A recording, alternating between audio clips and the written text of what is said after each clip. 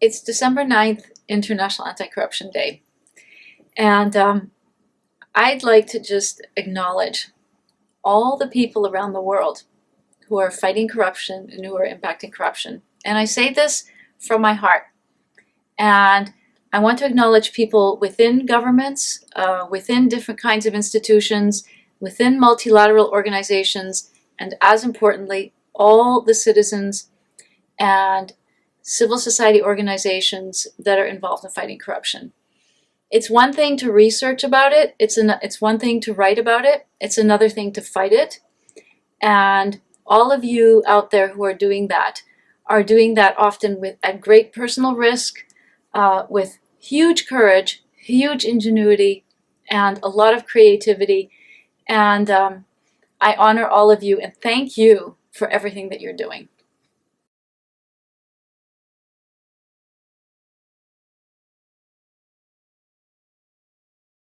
So the book that I wrote is called Curtailing Corruption, People Power for Accountability and Justice. And I so happen to have a copy right here. And it's a book that's based on case studies, a documentation, analysis of 12 cases around the world. And it's also a book that contains a distillation of lessons learned from these various cases, and what are the implications for activists fighting corruption, for others who are fighting for human rights and justice, for external actors such as development institutions, aid agencies, for policymakers. So in reality, there are multiple audiences for the book, and different audiences can take different things away from the book.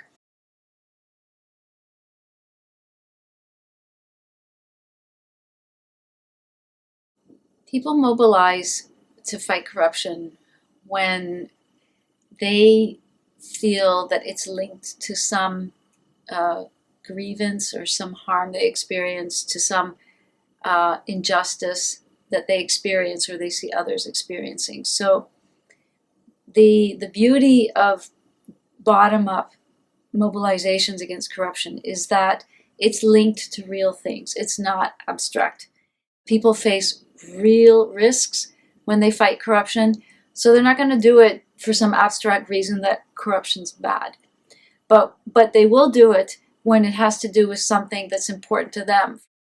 No matter how much corruption there is within a given society, and no matter how much people are accustomed to corruption, there will always be some kinds of corruption that really offend people, or that is harmful to people, that they feel aggrieved by.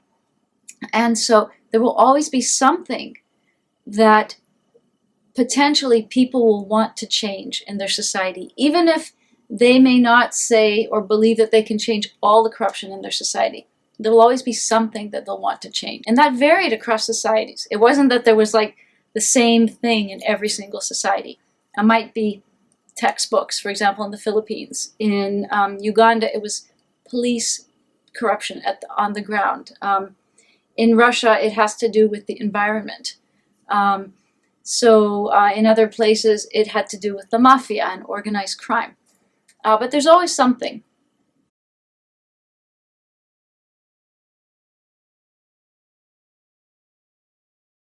You know, I thought that I'd have a lot of challenges, but I didn't have any challenges in the sense of being able to find cases, which was interesting. I didn't expect to find as many cases as I did, and maybe one of my biggest challenges was narrowing down the scope of my research.